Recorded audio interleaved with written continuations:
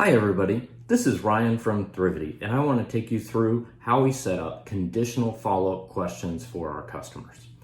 The reason that you want to set up conditional follow-up questions is an example like I have on the screen, where we're asking the user first what type of food they would like, whether it's a hamburger, a taco, or a pizza.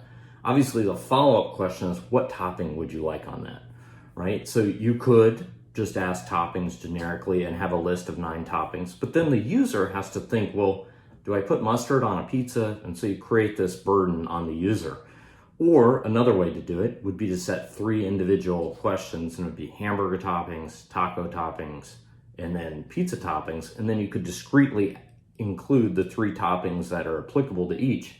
But what that creates for you as the administrator later on is management burden. Now you have 3 questions to maintain.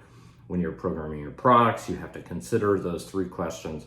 So this is a very simple way to orchestrate what we have on the screen in 2 simple questions. So I'm going to jump over, and we are just going to call this food selection and say, what food would you like? So our first level question, we're going to give the user 3 options.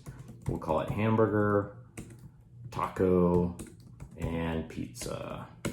And in this situation, I'm going to allow empty values. Hit done. Our follow-up question, I'm just generically going to call it topping selection. What topping would you like?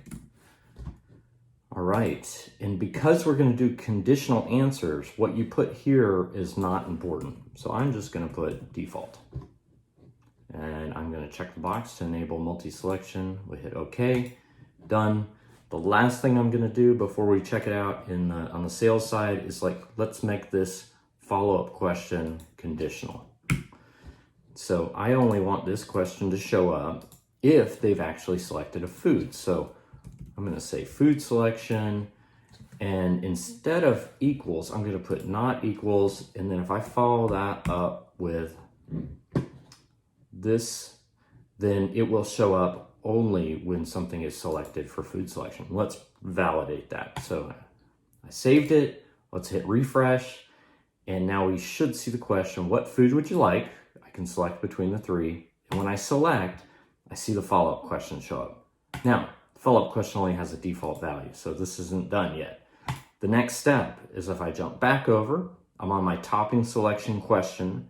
I go to conditional answers, and this is where you program the answers that you want to present to the user. So we're going to set 3 of them. We're going to do one for hamburger. And for our hamburger, we're going to allow multi-select. We're going to allow them to have mustard and ketchup at the same time. And I believe the last one was pickles. So we'll put that there. Our next one, let's program the taco. We'll say food selection equals taco. Our 3 choices are salsa, cheese, and sour cream. Apologize if I left anything off that anybody cares about.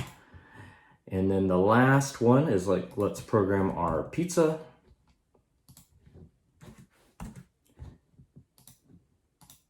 And multi-select again, so we're going to allow them to select sausage, pepperoni, and mushrooms.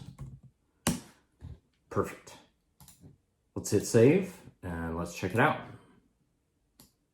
I'm going to hit refresh. So now, if I select hamburger, I'm able to select mustard, ketchup, pickles. Let's see what happens if we choose taco. We're presented with the taco choices.